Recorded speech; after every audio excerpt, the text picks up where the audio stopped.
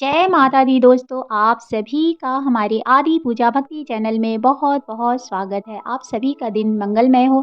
आज हम जानेंगे कि क्या आप अपने मंदिर में 1 लोटा जल प्रतिदिन रखते हैं और उस जल का अगले दिन आप क्या करते हैं? अगर आप रखते हैं 1 लोटा जल तो कहीं आप गलत तरीके से तो नहीं रख रहे हैं, क्योंकि कहा जाता है 1 लोटा जल तो हम रख लेते हैं कहे अनुसार या किसी के द्वारा सुनने से रख तो लेते हैं, लेकिन हमें ये सही विधि नहीं पता कि हमें रखना किस पात्र में है और अगले दिन उस जल का हम क्या करें? पूरी दिन और रात्रि 24 घंटा तक अगर वो जल रखा रहता है तो वो जल अमृत के समान कैसे बन जाता है? तो इस सारी जानकारी आपको हमारी वीडियो में मिलेगी।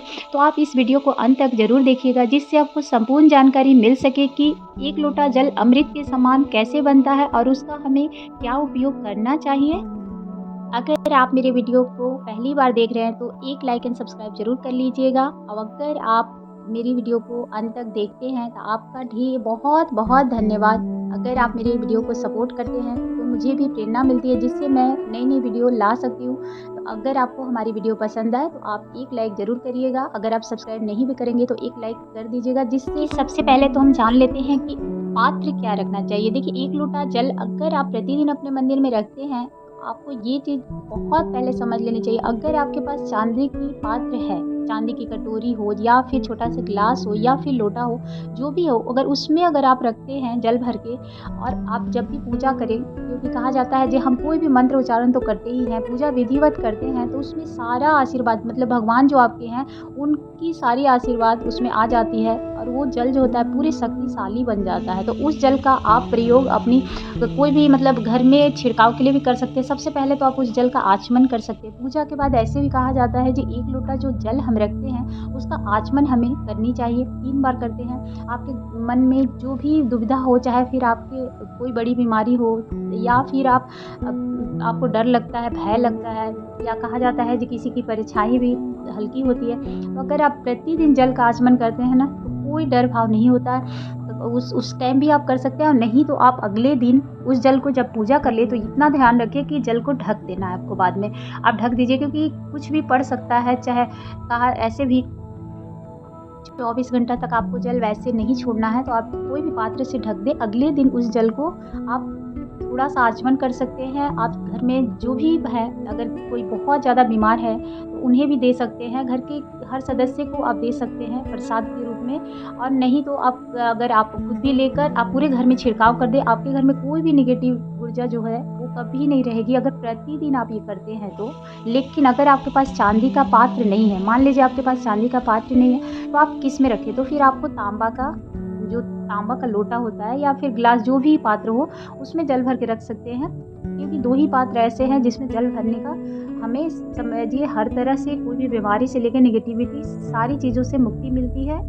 बस आप स्टील या लोहा इस पात्र में ना रखें, फूल के बर्तन में भी ना रखें, आप तांबा या फिर चांदी के पात्र में रख सकते हैं। इन दोनों का फल अधिक होता है। ऐसे तो कहा जाता है जगह जिनके पास नहीं है या परेशानी है, अब जिन्हीं के किसी के पास नहीं है उन्हें जल रखना है, तो उनके पास जो पात्र हो, बस स्टील और लोहे का नहीं होना चाहिए, बाकी आप कोई भी पात्र में रख सकते हैं।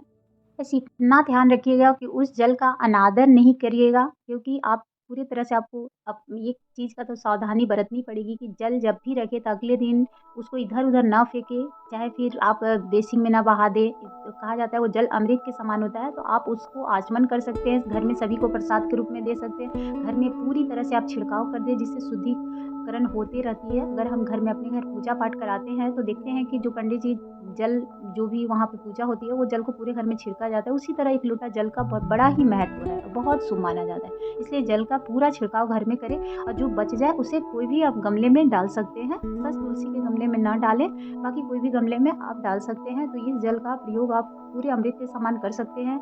नहीं तो आप थोड़ा-थोड़ा करके सभी फैमिली जो भी है पी ले, और उसके बाद जो बचे पूरा छिड़काव कर दें।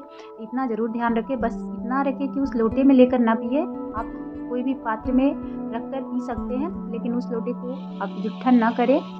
उसके बाद आप फिर से सारे बर्तन जैसे वॉश करते हैं, अगले दिन जब आप पूजा करना होता है तो आप धोकर फिर से आप जल रख सकते हैं, और जब पूजा करें पूरी आरती प्रार्थना सारी आपकी हो जाए, जो भी मंत्र पढ़ते हो, चाहे जो भी आप पूजा अगर हम सुबह से लेकर जितनी देर भी करते हैं तो पूरे कर लेने के बाद आपको उस जल को कोई भी पात्र से ढक देना है, खुला नहीं छोड़ना। जब तक आप पूजा कर रहे हैं उस टाइम आपको खुला रखना है, जिससे उसमें भगवान ईश्वर की जो भी मतलब शक्तियाँ होती हैं उस जल में समाहित हो जाती है। तो वो जल अमृत से भी कहिए तो अमृत से भी ज़्यादा महत्व उसका बढ़ जाता है। तो इस तरह से आप कर सकते हैं। आप पूजा के बाद चाहे तो उसमें से थोड़ा-सा जल लेकर आचमन कर सकते हैं और नहीं तो फिर आप अगले दिन तक उसको रख सकते हैं।